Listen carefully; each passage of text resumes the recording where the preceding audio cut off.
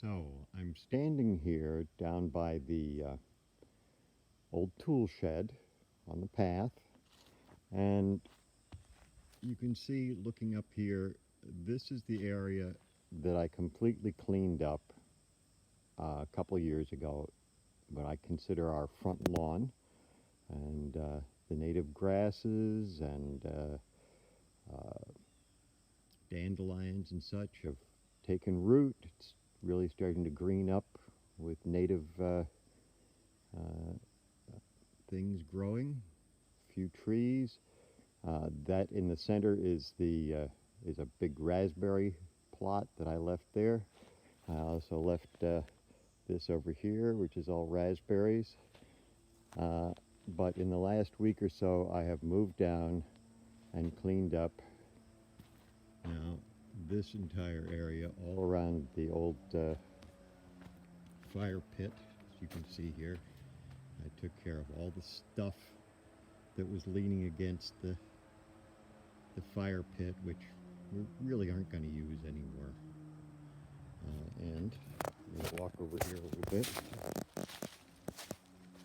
You can see the growing wall of stuff that I have piled up down there in the hopes that when I get a working wood chipper, I can start up by the pile by the outhouse and work my way down to that pile, and then down through this pile and all the way down through here. But this is now all pretty clean and nice, raked down solidly. I left as many of the naturally growing grasses in here as I could, but we'll see what grows in there. There's a couple of logs that are just too large for me to play around with. I haven't moved those stumps out of there yet that would put around the fire pit, but I may. I don't know. We may keep that as just a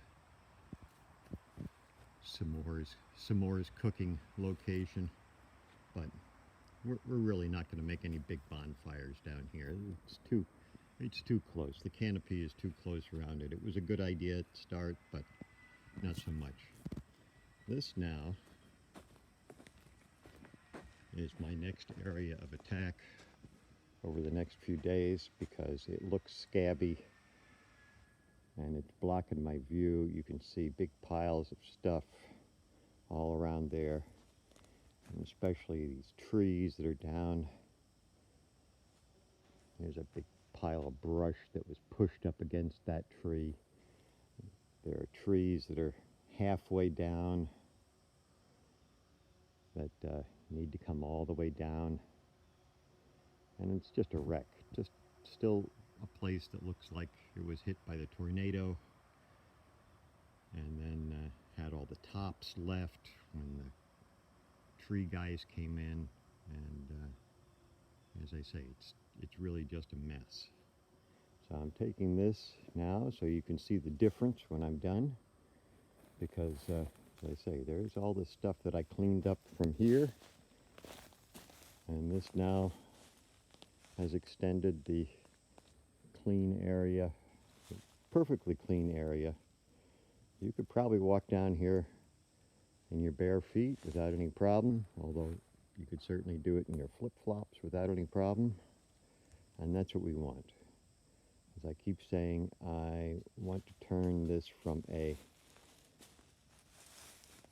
forest wilderness into arboreal parkland.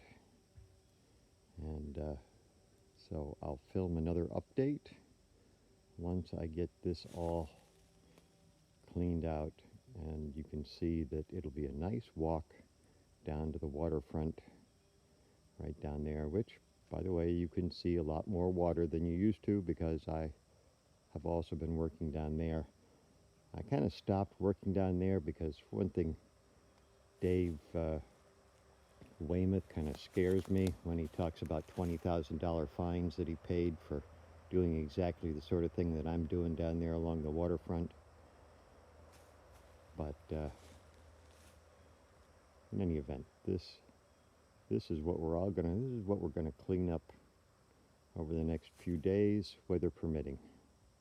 I got kind of stalled in doing this last year because it was so wet.